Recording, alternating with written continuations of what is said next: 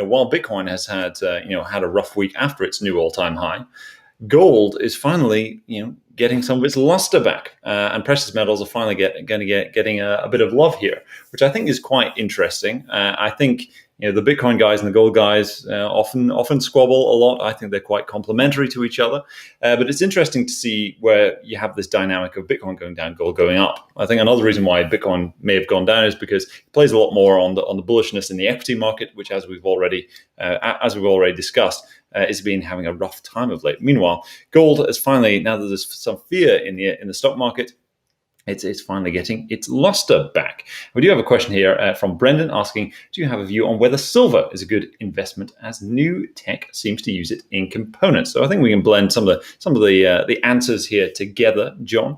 In fact, I've actually got a nice paperweight here, a nice 10-ounce bar of silver with Britannia on it. Got this one a little while ago. The Royal Mint have done some pretty good work with the design of Britannia on these bars. It's quite cool. But John, what's your take on precious metals here? Because it does feel like they're coming back in vogue.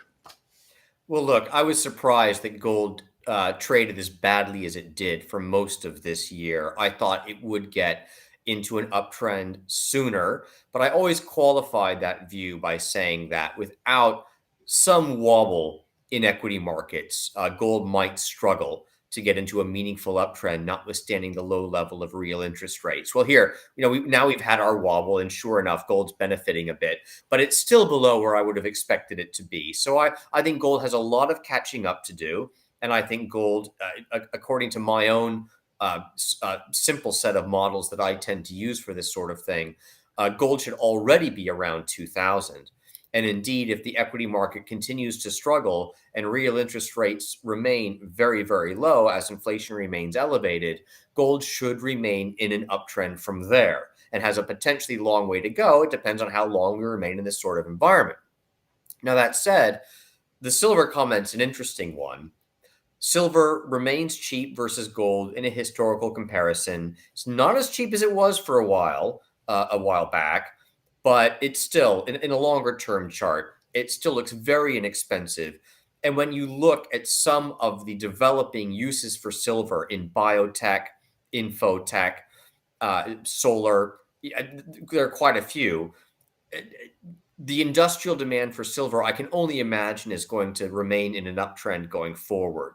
And if the industrial demand remains in an uptrend and the monetary demand remains in an uptrend, because gold itself and the reasons for the precious metals to be in an uptrend are in place from a macroeconomic point of view, silver has more potential. Now, it is more volatile, it is riskier.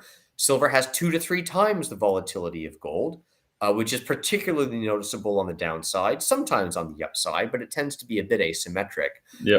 And so it's not for the faint-hearted. But I think that silver ultimately from here is actually the better bet. And if one wanted to hold both, I would absolutely hold both. But I would definitely, versus whatever benchmark one thought was appropriate, I would be overweight silver here. There's a very interesting report that was published from the Silver Institute over the past week, similarly looking at the green tech side and the industrial demand for silver, which made some observations on the use of silver in hydrogen energy, which I wasn't aware of. It was a very interesting report. For those interested, I believe it is free to get. You just need to take a look at the Silver Institute. It's effectively a lobbying group for the silver mining industry, where they're promoting the great things that silver can do for investors, for industrial fabricators, things like that. So if you are interested in that, do give it a look.